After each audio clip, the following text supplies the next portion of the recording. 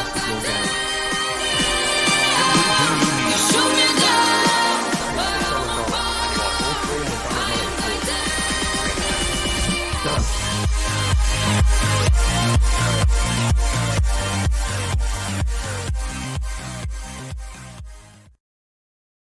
Le LIBOR, London Interbank Offer Rate, est un taux de référence que les banques mondiales utilisent pour se prêter de l'argent à court terme. En quelque sorte, c'est le taux interbancaire auquel les banques sont prêtes à emprunter et prêter de l'argent. Le SOFR, Secured Overnight Financing Rate, lui aussi est un taux de référence utilisé dans le cas des contrats dérivés et nominaux en dollars uniquement. Ce taux est garanti au jour le jour, basé sur des données de pension tripartites et bilatérales compilées et publiées par la Fed de New York. Le SOFR a été choisi pour remplacer de manière définitive le LIBOR dans le temps. Le taux LIBOR existe pour 7 différentes maturités. Overnight, c'est-à-dire un jour, une semaine, 1, 2, 3, 6 et 12 mois. Tandis que le taux SOFR, lui, est un taux overnight qui n'existe que pour une seule maturité et est déterminé au jour le jour. Le LIBOR existe pour 5 devises différentes. L'US dollar, l'euro, le British pound, le Japanese yen, ainsi que le franc suisse. Au contraire, le SOFR n'existe que pour une seule devise qui est l'US dollar. Au contraire du SOFR, qui est un taux sécurisé et garanti par l'US Treasury, le calcul de ce dernier est basé sur des transactions réelles que nous détaillerons plus tard. Le LIBOR est déterminé à partir de sondages et d'estimations, pouvant ainsi laisser place à de la manipulation des marchés et des taux de la part des banques. Ce fut le cas par le passé, avec le scandale de 2011 avec de nombreuses banques internationales impliquées, telles que Barclays ou encore Citigroup. Le LIBOR, comme dit au début de la vidéo, est un taux interbancaire. Chaque matin à 11h, l'ICE Benchmark Administration demande à une liste de banques contributrices, généralement entre 11 à 16 grandes banques internationales, à quel taux elles pourraient se financer à diverses échéances, comme nous l'avions vu.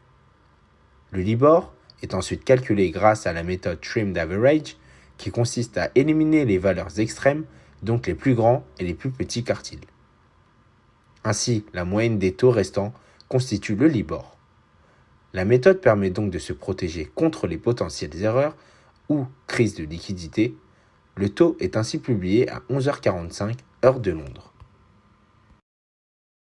Le SOFR est calculé à partir des taux d'emprunt des opérations de pension, garantis par les titres du Trésor américain. Les opérations de pension consistent à déposer des titres au comptant dans un établissement financier et de les racheter à une date et à un prix convenu. Les opérations de pension sont le bilateral repo, le tripartite repo et le GCF repo, qui sont les taux de repo overnight.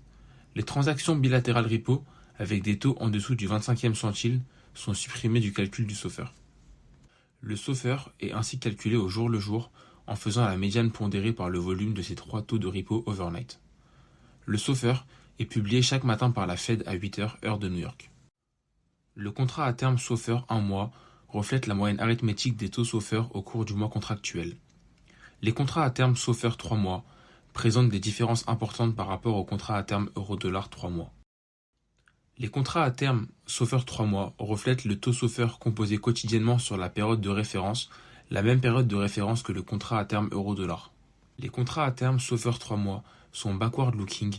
Ainsi, la valeur de règlement des contrats à terme SOFR sera connue à la fin de la période de référence, par opposition aux contrats à terme euro-dollar 3 mois qui eux sont forward-looking. Le SOFR sur 3 mois fera référence à une moyenne géométrique composée des taux SOFR quotidiens sur la période de référence. Bien que le SOFR est plus volatile que le LIBOR, le processus de composition réduit considérablement la volatilité au point que le SOFR composé à 3 mois est moins volatile que le LIBOR à 3 mois. La principale solution proposée pour passer du SOFR au LIBOR est d'établir une égalité entre les deux taux, auquel on va ajouter un spread de crédit fixe. Il est calculé en faisant une moyenne sur 5 ans des écarts entre le SOFR et le LIBOR. Un point très important et peut-être négligé est que la FCA, la Financial Conduct Authority, ne met pas fin au LIBOR après 2021, mais n'oblige plus les banques à se soumettre. Cela signifie que le Libor pourrait très bien continuer à être imprimé tant que suffisamment de banques continuent à soumettre. L'ICE Benchmark Administration ne nécessite que 5 soumissions ou plus pour publier le Libor. Cela signifie que 11 autres banques peuvent se retirer du panel et que le Libor sera toujours imprimé.